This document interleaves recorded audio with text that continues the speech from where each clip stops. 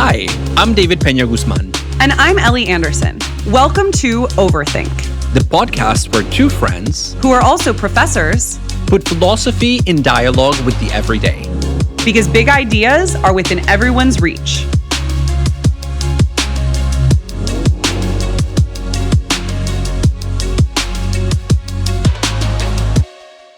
David, the fourth installment of the Matrix movies has recently come out. Ooh, yes.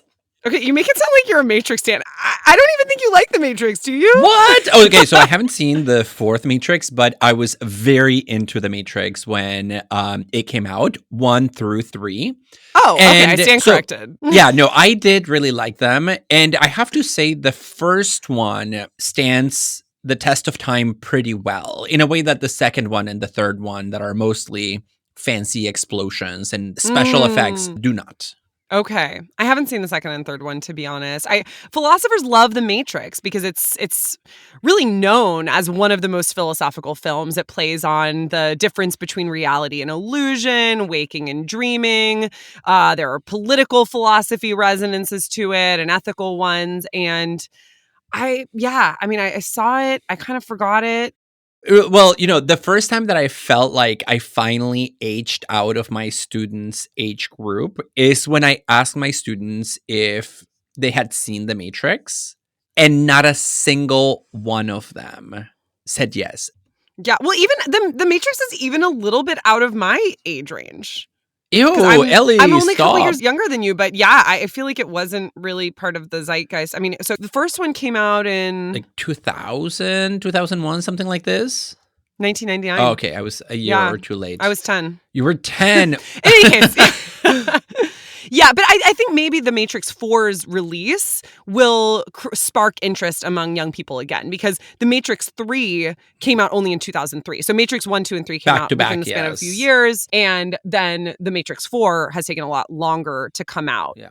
But, one of the things that is interesting about The Matrix is that a primary philosopher who inspired the concepts from it, the French philosopher Jean Baudrillard, asserted that the creators of The Matrix had fundamentally misunderstood his views, which is such a burn because they even paid homage to him in the movie. You can see the cover of his book, Simulacra and Simulation, in The Matrix. And didn't the director make all of the cast members read it? I heard that before, that the people who played various characters like Keanu Reeves had to read this philosophy book about the virtual versus the real versus the hyper real, and had to develop, I guess, what the directors considered an appropriate mastery of the text in order to play the characters in the movie. And you're right, there is a scene in the first Matrix where the main character, Neo, is given a book that contains an important object inside, and the book is Simulacra and Simulation. But that's hilarious that you suggested that the creators made the cast show a mastery of the text, because according to Baudrillard himself, nobody working on this movie mastered the text. Not even the directors. No. I mean, in fact, he said in an interview that The Matrix is exactly the kind of film that The Matrix would make about The Matrix. Yes. So I've read that interview. And he also makes the claim that part of the problem with The Matrix is that it operates with a relatively simplistic dichotomy between the real and the virtual. Because in The Matrix, you're either inside the Matrix or you're entirely outside. The two don't really interact in any complicated way. Whereas Baudrillard, who is reflecting upon the rise of the digital and the virtual in the late 20th century, wants to make the argument that, in fact, the line between those two has collapsed for postmodern subjects. So it's exactly in the opposite direction.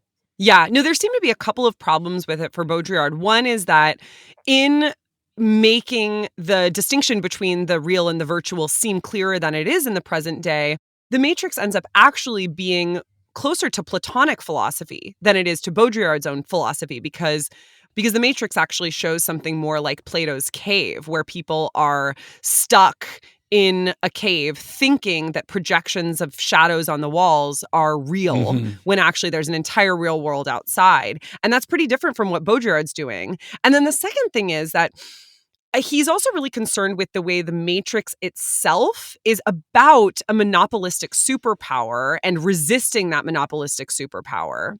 But by virtue of being part of the international Hollywood juggernaut of global capitalism, the Matrix is not a symbol of resistance. It's a symbol of the way that an imaginary resistance is built into the Matrix capitalist itself, system yes. of monopolistic superpowers themselves. Yeah, and I mean, there has been a number of books written about this from a philosophical perspective. And when I was young, one of the books that I read is a book called The Matrix and Philosophy. But I remember being an 18, 19-year-old kid reading this book and being like, The Matrix is the philosophical movie. But it's very much a boy magnet, definitely. Yeah, and I think aside from some of the problems with the Matrix itself, one thing that's interesting here is that the Matrix is a great example of philosophy inspiring science fiction, even if it inspired it badly, according to the philosopher who did the inspiring. But the creators of the Matrix are far from the only creators of science fiction who've been inspired by philosophical works. So one question for us today might be, can the inspiration also go the other way? How can science fiction help inspire philosophy?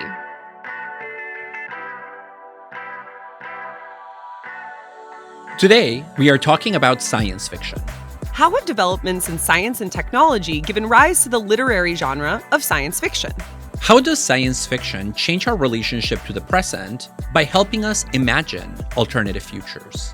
We consult with philosopher Helen De Cruz about why science fiction might prompt readers to ponder big ideas even more than philosophy itself does. The term science fiction was coined by Hugo Gernsback, fabulous name, who had a magazine called Amazing Stories. And this magazine reprinted material by people like H.G. Wells, Edgar Allan Poe, and Jules Verne. But Gernsback actually referred to this fiction initially as scientifiction. Apparently it didn't really catch on. So much better than science fiction, actually. I don't know. I mean, I wonder whether it was because this didn't catch on that he ended up using the term science fiction. Because after his Amazing Stories magazine, he had a different magazine which launched in 1929 called Science Wonder Stories. And it was Science Wonder Stories that actually used the term science fiction for the first time. Oh, that's interesting. I love finding out what other time periods call things for which we now have settled terms.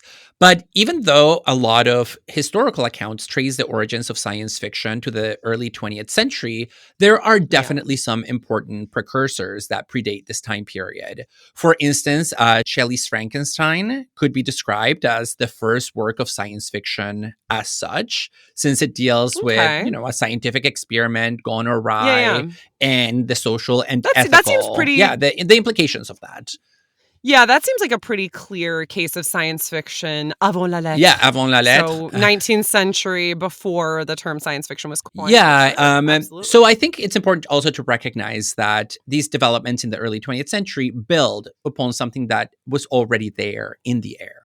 Yeah, no, I think that's absolutely right. And I also think there's something specific about the 20th century that provides the conditions for the making explicit of science fiction, where we're really moving from these precursors you're discussing, David, to science fiction blowing up as a genre, because the advancements that we get in science and technology in the late 19th century and early 20th century pave the way for what you would rather call scientifiction. Because we get the Industrial Revolution, which hugely accelerates our technological progress. And you can see this sense of acceleration making its way into fiction through people like Jules Verne and H.G. Wells with, say, The Time Machine, right? Yeah, and we could even identify ways in which changes in science and technology led not only to the acceleration of science fiction as a genre, but to changes in sci-fi content over time. Because what sci-fi does is it tries to reflect on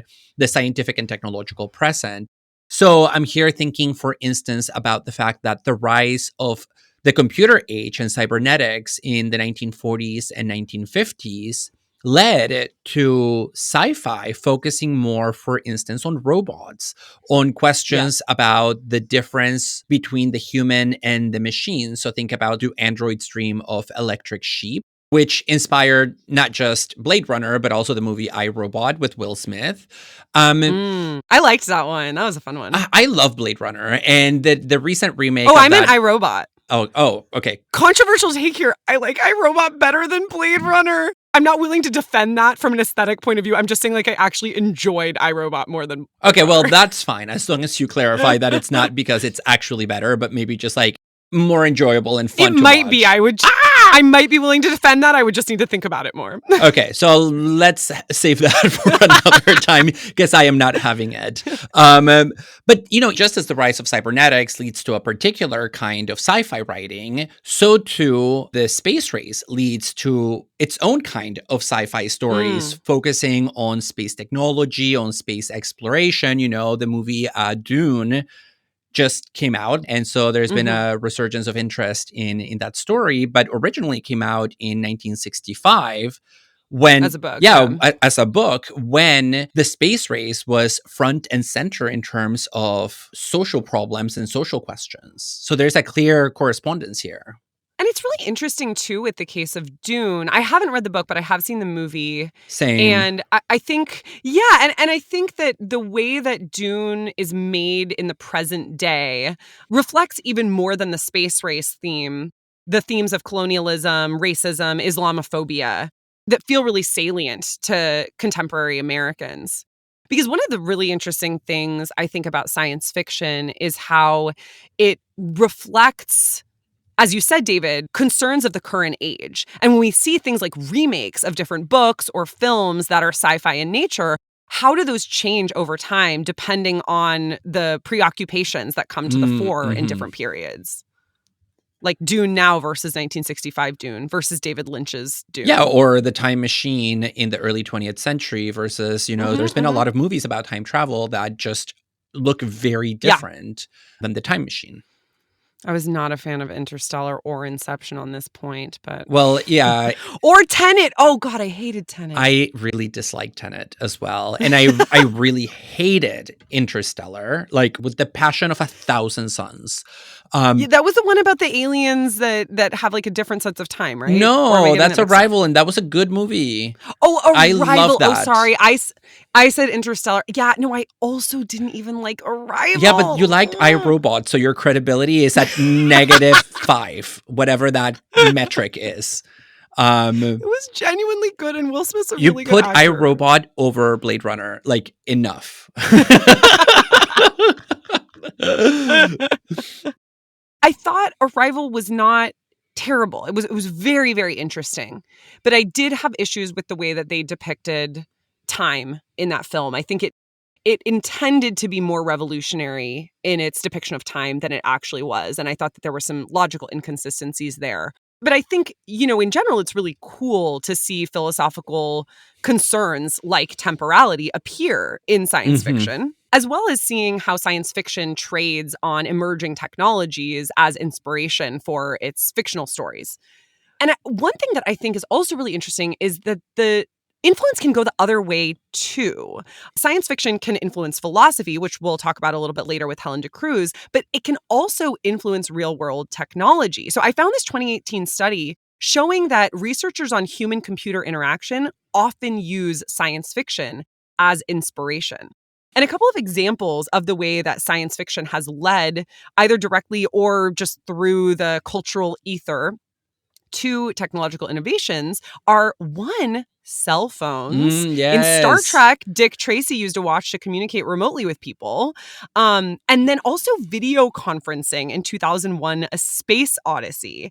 And I have to say, and you're gonna judge me more for my movie taste on this, David, because closer to home for me than 2001, A Space Odyssey is the wonderful Disney Channel original movie from the early 2000s, Xenon Girl of the 21st Century, where she lives on a space station and they have a hologram teacher zoom in, if you will, in a way that very much prefigures Zoom conferencing technology and the way that we often educate each other in this post-2020 era. I always tell my students, look, I am the teacher of the future, and you're just lucky to have me zoom in. So I haven't seen that particular movie, Xenon. What is it? Girl of the 21st century? Oh, you gotta watch it. The style is like what Gen Z is wearing nowadays, just for the record. But. Okay, maybe we could throw in fashion into the mix as well today. Oh, yeah. But, I think the point that you're making is really good because there is this flow of influence from science to science fiction, but then also the other way around. And I think this has to do with the fact that science and science fiction share a speculative orientation. They speculate about what is possible, about what could be, and then they try to make it real. Scientists, of course, do this by experiment, whereas authors of science fiction do it through writing. And I really like in thinking about this speculative orientation, the definition of science fiction that we get from Robert Heinlein, who defines science fiction as follows: realistic speculation about possible future events based solidly on adequate knowledge of the real world, past and present, and on a thorough understanding of the nature and significance of the scientific method. Wow. And so for Heinlein, there is a speculation about the future that is rooted in an adequate knowledge of the present and an understanding of maybe the cultural and epistemological significance of doing science. And I also really like that he emphasizes it's being rooted in a thorough understanding of the scientific method, because one of my problems with a lot of science fiction is that they have really bad logic and methods to them.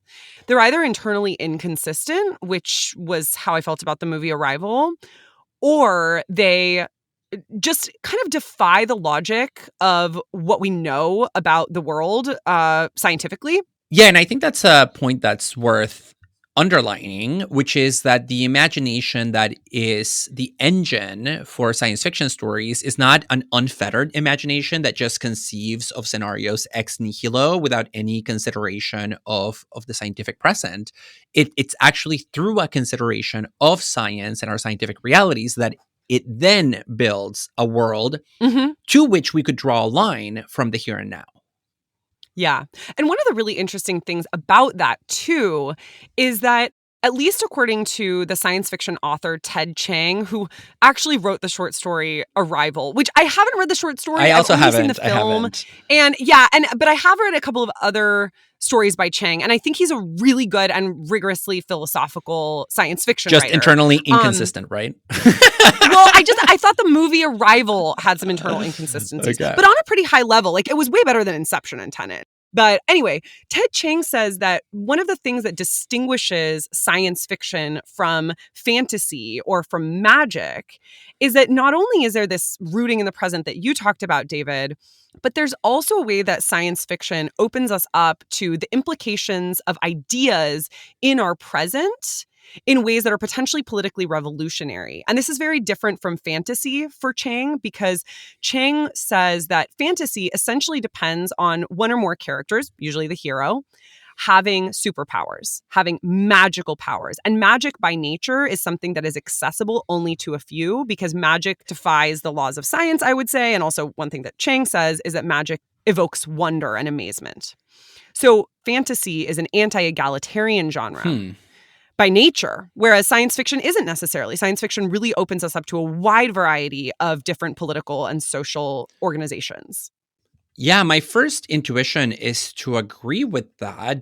But at the same time, I wonder how systematically that rule can be applied, because on the one hand, in science fiction, you often have the category of the scientific genius who is working against his or her time, and that genius is not democratically or universally shared by all subjects in that world. As we've discussed in our genius episode. Yeah, and even if we go back to The Matrix, right, the central character is Neo, which is an anagram of the one, right? Neo is the one who is selected to bring about the end of the Matrix. So there is definitely a messianic message at the heart of that science fiction story. And again, by definition, the Messiah is the selected one, set right? off from the It's rest the of the chosen. Which you do see in Dune as well. I mean, I Yes. wonder whether the distinction then would be the chosen one is not chosen by virtue of special powers. Although genius might be an exception here, because I think you're right to point and that Neo out, David, that genius also is something that's not. He's born the one.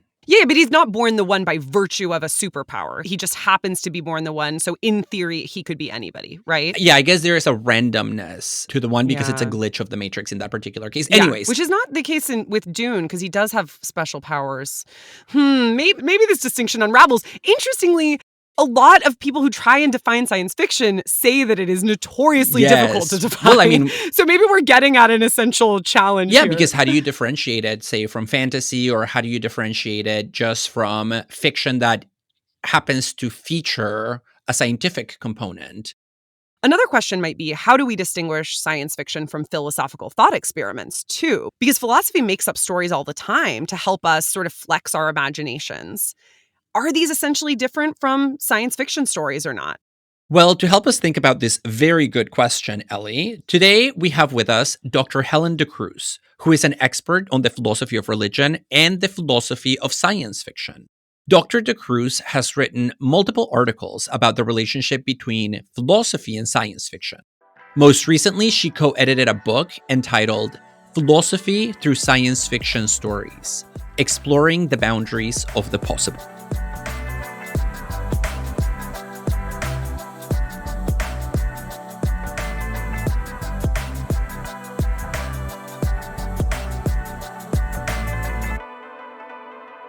Hi, Helen. Welcome to Overthink. It's great to have you here. Welcome. Nice to meet you, David and Ellie.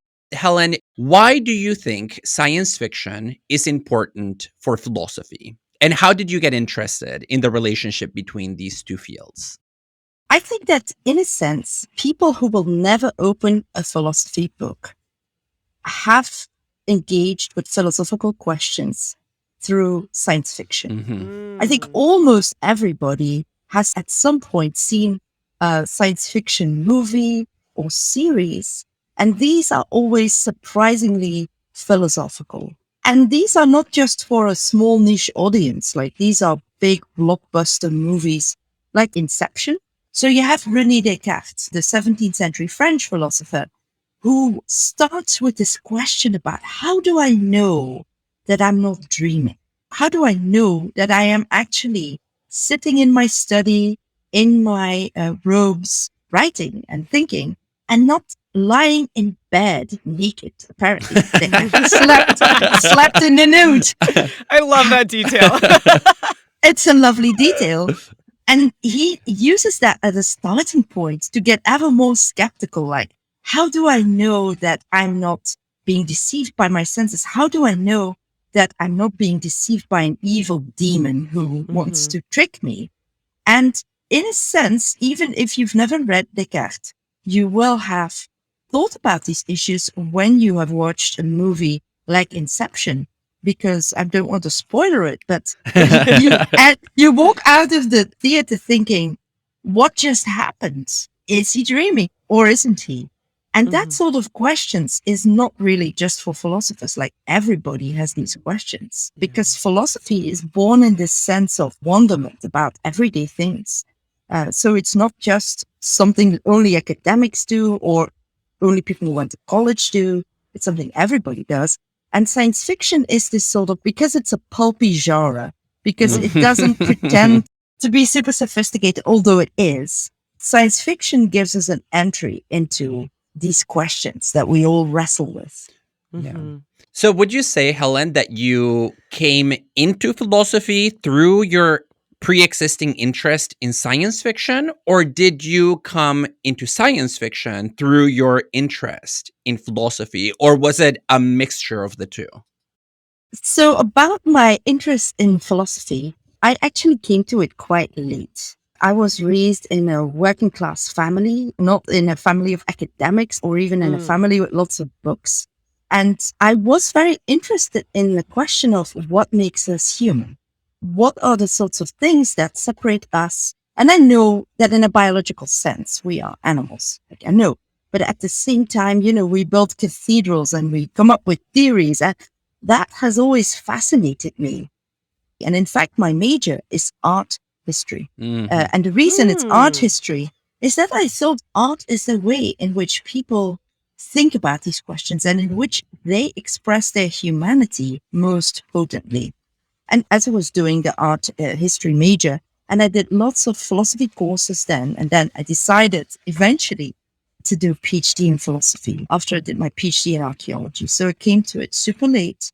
But all this while, I was very interested in science fiction, but I didn't think it was philosophical at the time. I just thought it was fun. Like it was just fun puzzles to think about. And I didn't make the connection until just maybe less than 10 years ago.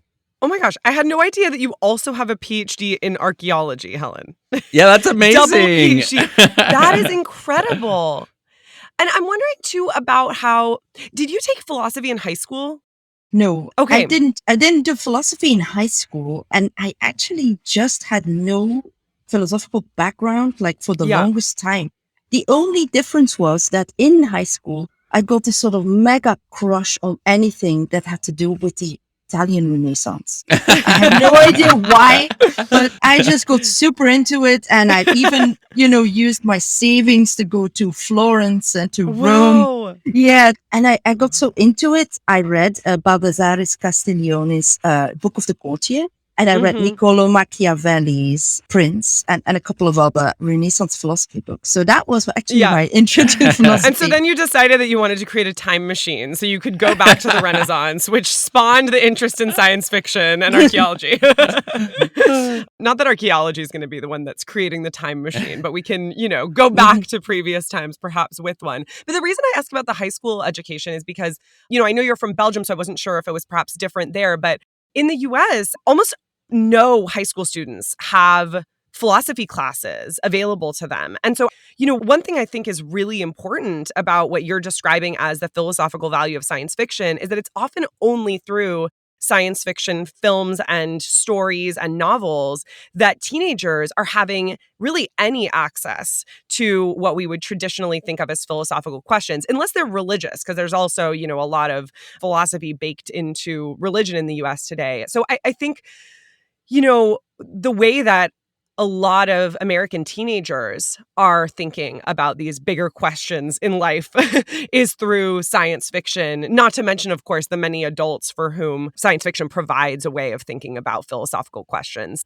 It's interesting you mentioned religion. So I do think that indeed religions have some overlap with science fiction and with philosophy.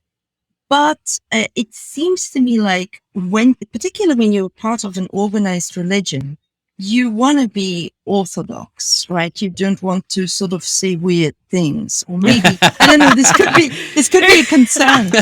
And whereas I think it's still a virtue of philosophy that we can just discuss things in a sort of free and open-minded spirit. And I think it's the same for science fiction. Because in science fiction, you don't need to argue for anything. You can just give the idea like, what if? And then you can let people decide. Yeah, there's no starting dogma, it seems. There's no starting dogma.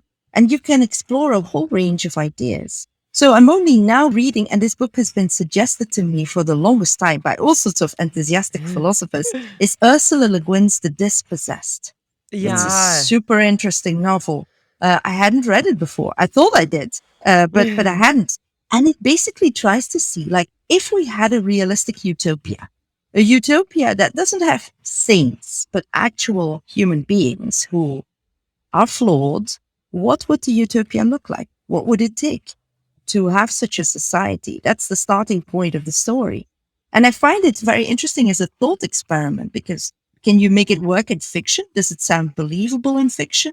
And if it does, that maybe says something about whether utopia is possible. That's so interesting. I, too, have never read that book, so you're now making me want to read it. But it strikes me that, of course, there is such a long line of philosophers who've written stories about utopia as well, including Plato in The Republic, and, sort of imagining, that's a stage dialogue of philosophers talking about what a utopia would look like and imagining it rather than just throwing us into that potential society.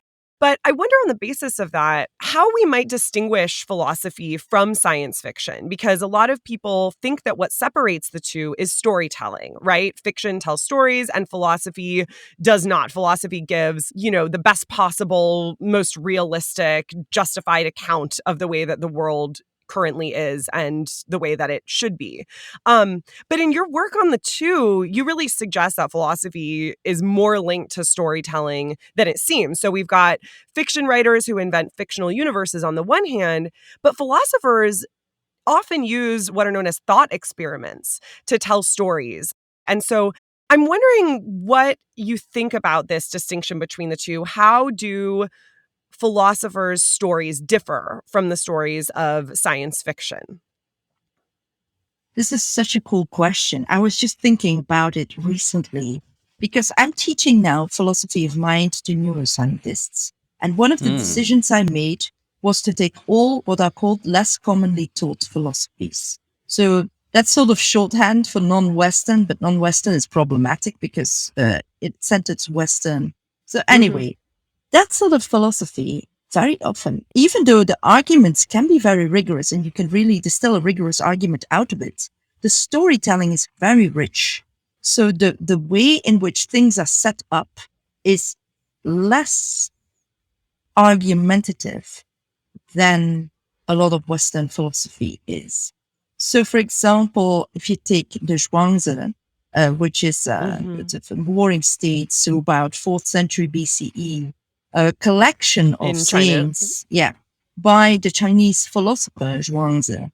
He uses all these stories about all sorts of weird things, like, birds that turn into fish or fish that turn into birds. And I'll just illustrate for the audience an example of a story. So in this story, you have Zhuangzi sitting and fishing. And then you have some officials and they come to him and they say, the king of Chu would like you to become their primary advisor. And he doesn't even turn around. He continues to fish. And there is this box, a jeweled box. And in this jeweled box, there is a carcass of a dead turtle. And then he said, would you rather be not where I thought this was going. yeah. Would you rather be the dead turtle, or would you be an actual living turtle who happily splashes about in the water and drags its tail through the mud? And they say, I'd rather be the living turtle. And he says, well, similarly, I would rather drag my tail to the mud. Just go away. And that story is to illustrate that doing the thing that is most prestigious is not always the thing that's going to make you happy. And actually, he would just rather be obscure and happily fish along rather than to go to this very high pressure, high prestige position. So there is an argument there, but it is also a story. Like, you didn't know, I didn't know where this was going either when I was reading this the first time around. So I think there is a lot of continuity between philosophy and fiction. Indeed, it is the case that contemporary philosophers will often use like mini stories, thought experiments, to imagine all sorts of scenarios and to help you think, like you as the audience. And that's the nice thing about thought experiments. They're so open-ended. You can think along and think, what do I think about that? So here's one that every philosophy professor will use at some point. It's Nozick's experience machine. Robert Nozick's experience machine. Yep. I'll just briefly explain it. So what is the thought experiment? Imagine you could step into a machine and be plugged into the machine, and all of a sudden everything you ever wanted will come true. Suppose you wanted to be a world famous singer, it's going to happen, or a world famous writer, or you would have to want to have certain friends or romantic attachments. It's all going to happen. And moreover, you wouldn't know that it isn't real. You would think it's all happening. However, in reality, you're hooked up at a machine. Nutrients are being passed to you through tubes, and your brain is being stimulated by the machine. Do you want to step into the machine? Here's something weird that's happening. So Nozick said originally, people wouldn't want to go into this machine. And that just proves, he says, that people have other projects and desires than just pleasure. You want more in life than just every wish come true. You want to do something with the world. You also, moreover, just want to be around real people. So there's certain things we want that you can't get out of pleasure. And that's a criticism against the hedonistic theories of ethics that say that ethics should maximize pleasure. But the interesting thing is that recently my colleagues have been finding that many law students are saying, yeah, hook me up. Oh, Whoa. really? Hook me up to the machine. Like a friend of mine, 90% of the students said, yeah, Hook I'm me gonna up. step into the machine. What does that mean? Do you think that's because they're already living digital lives so much more than before anyway? I think it has to do with the kind of alienation that pandemic life has brought about. And also just people have this sense of dread, like the world's going down the drain, which is kind of interesting. Like, is that objectively a fact? Surely we have challenges, but it's kind of part of the zeitgeist, you'd almost say.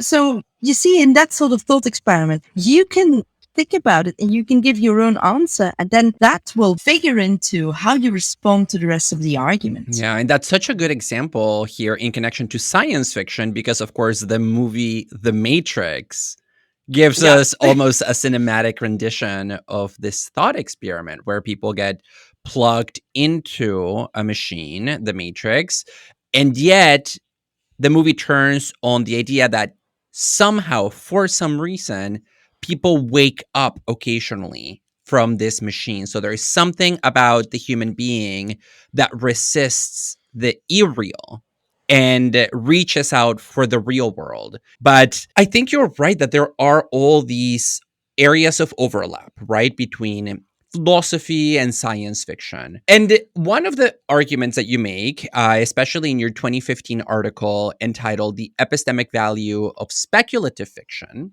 is that even though there are these overlaps between science fiction stories and the thought experiments that philosophers use to make philosophical points or test our intuitions about the world, there's still a fundamental difference between them in terms of the cognitive mechanisms that we use to deal with those different stories. So our brains don't really process a science fiction narrative in the same way as a philosophical thought experiment. I would like you to walk us through this argument.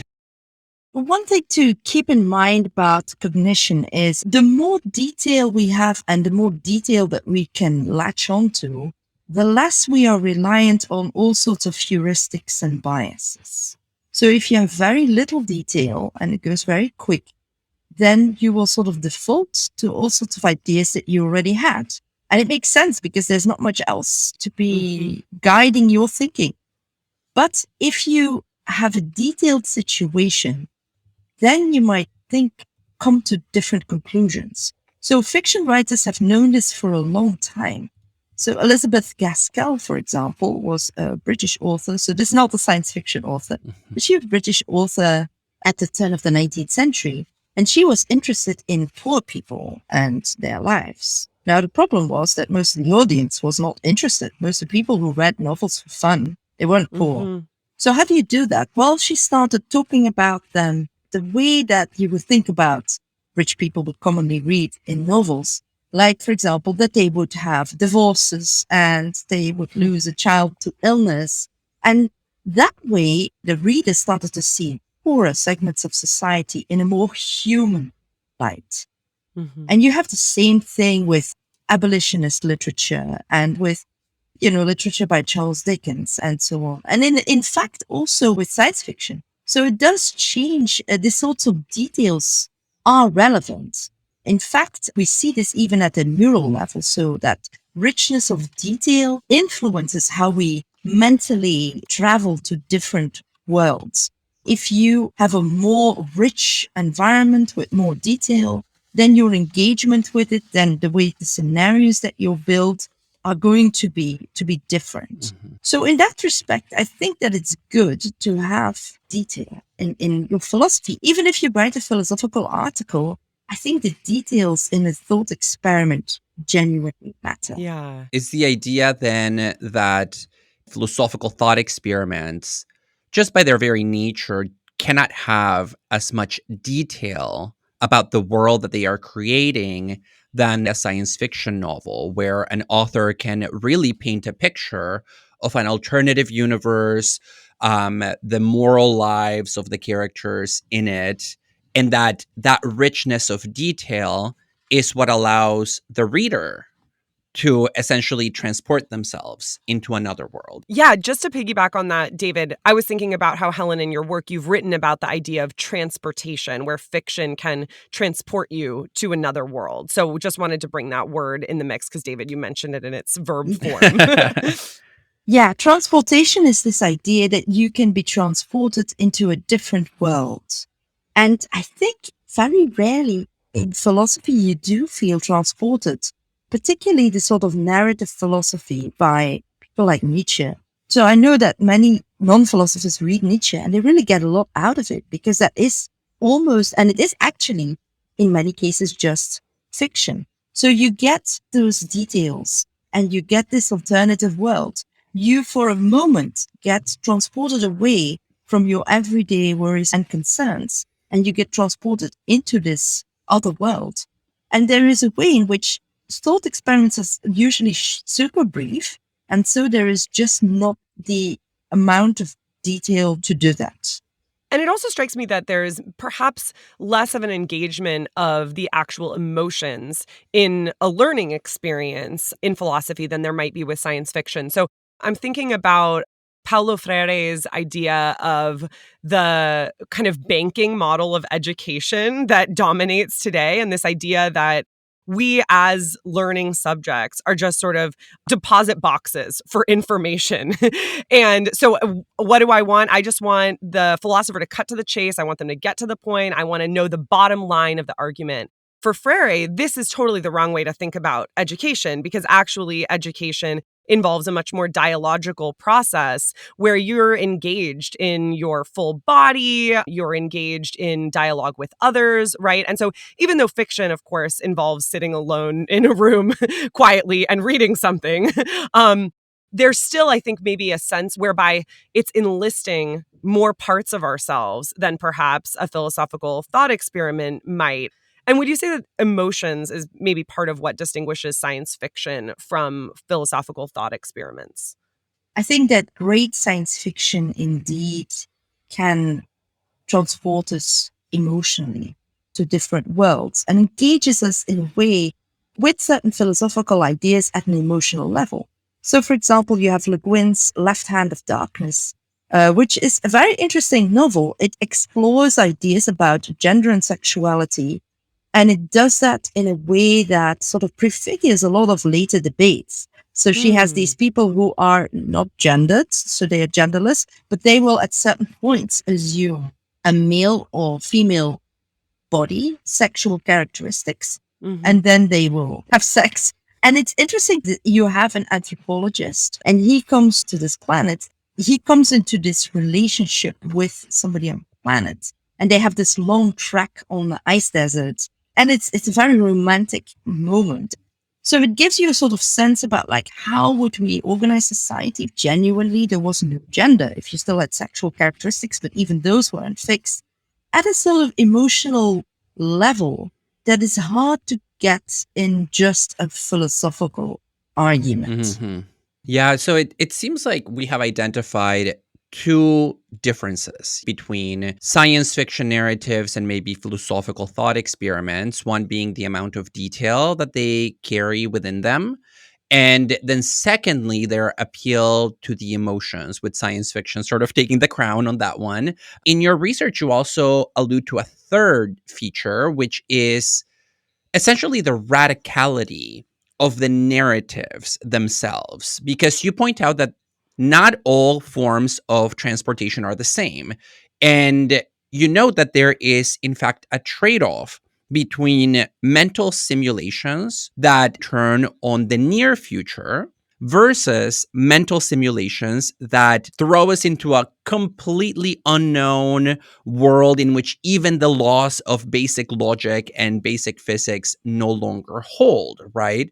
So in science fiction, we're actually more likely to get a very different metaphysics, a very different kind of universe. And so I just wanted to get your thoughts a little bit about this difference that you draw between narratives that take us to the near future versus those that take us, to infinity and beyond. Into a genderless society. Yes.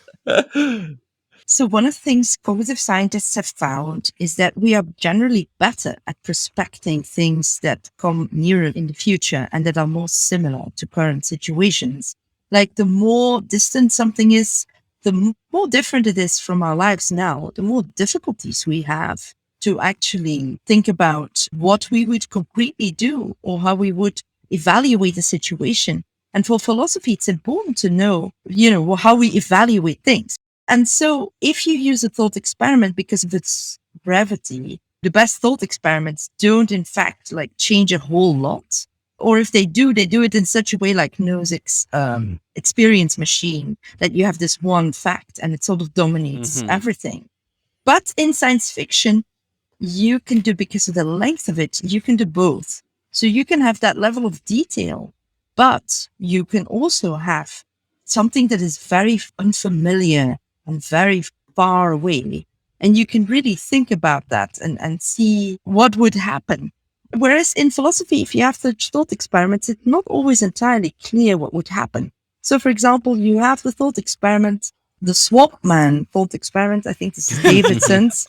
Or Ruth Millikan actually came up with this thought experiment first. And it's the following. Oh, I don't think I know it. Swamp Man. Oh my gosh, Swamp please. Man. Imagine there is a swamp and lightning hits the swamp.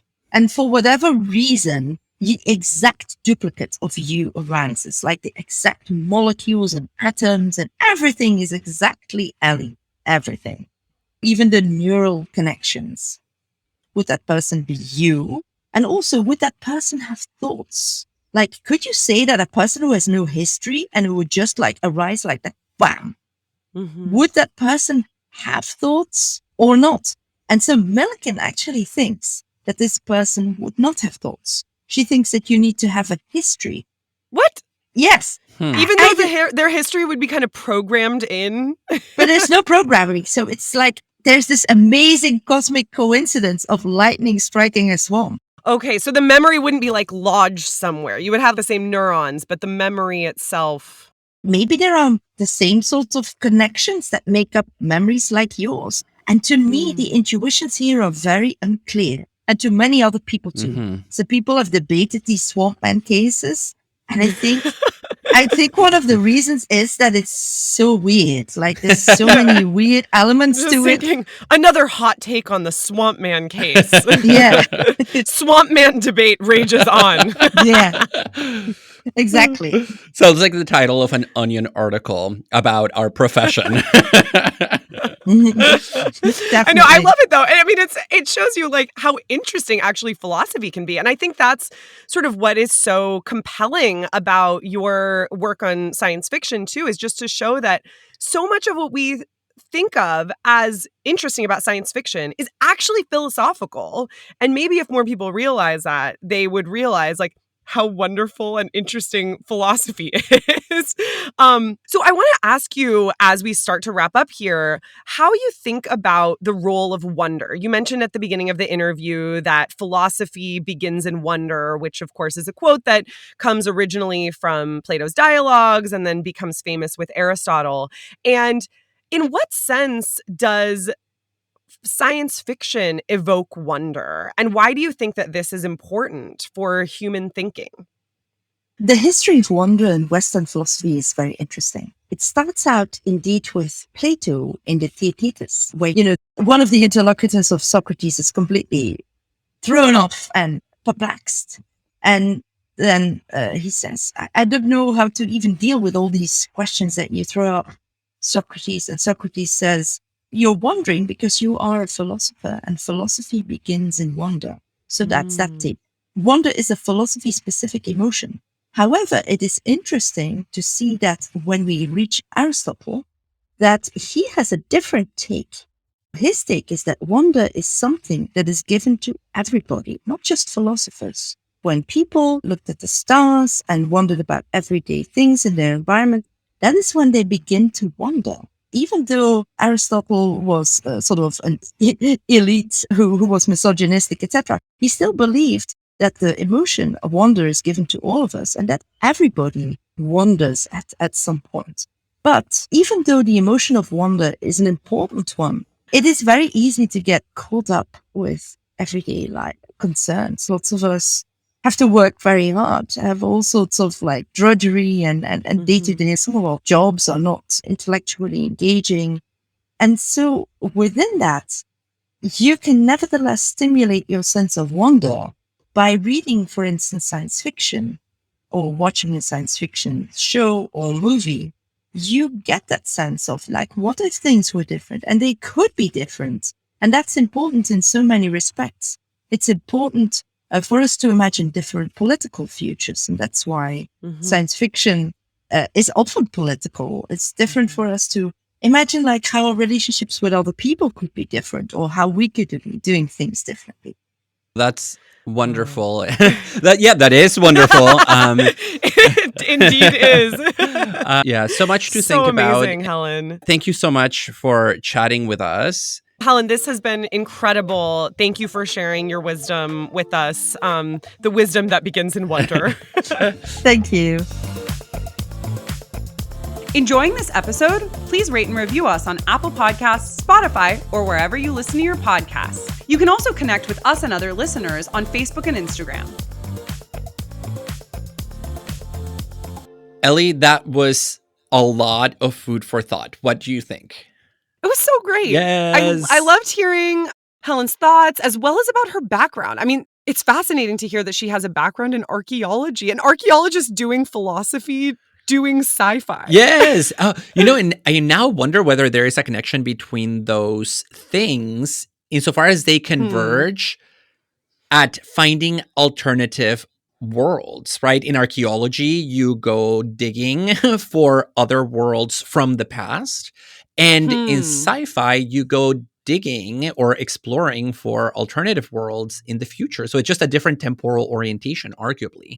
And also, a lot of science fiction draws on archaeological research into past societies, right? So you have science fiction that's inspired by the heyday of the Mayans or the Aztecs or the heyday of, ancient Islam or ancient Greece.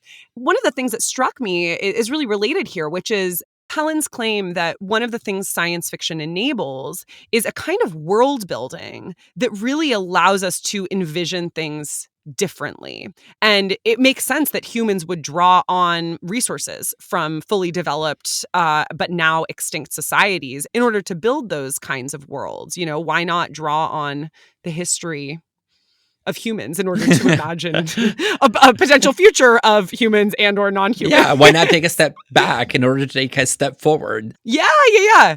And one thing I found really compelling is that she points out that this has a psychological function to it. When a world is really built out in a substantial way, it allows us to overcome our cognitive bias against being able to envision things in the far future. So I really was struck by her claim that we can grasp things that are in the near future much better than we can grasp things in the far future. I can grasp my next deadline for a paper a lot better than I can grasp having tenure or not having tenure. Oh God, knock on wood.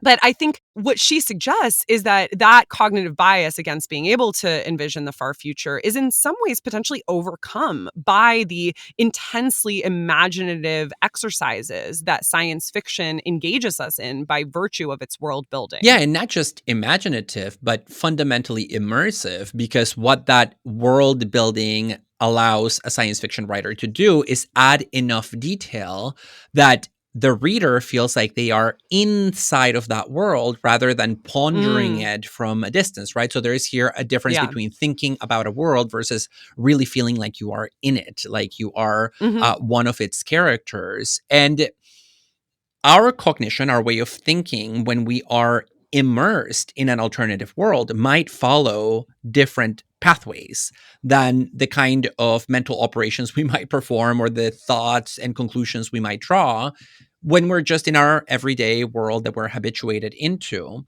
And in thinking about just the difference between philosophy and its thought experiments and science fiction with its much more elaborate world building, is her point that in philosophy, we sometimes create thought experiments by just tweaking a little part of the world, right? Like imagine if this little piece of the puzzle were a little different, what would follow? Whereas in science fiction, we are given a much more demanding task, which is imagine that the entire puzzle follows a different logic. And this is, I think, where the strength of sci-fi stories really kicks in. Absolutely. Well, with that, I'm going to immerse myself in The Matrix 4. And maybe... And meanwhile, you should rewatch Yes, iRobot. I was going to say, I'll go into iRobot, and maybe I'll come out on the other end with a different view about where on the taste scale you'd fall.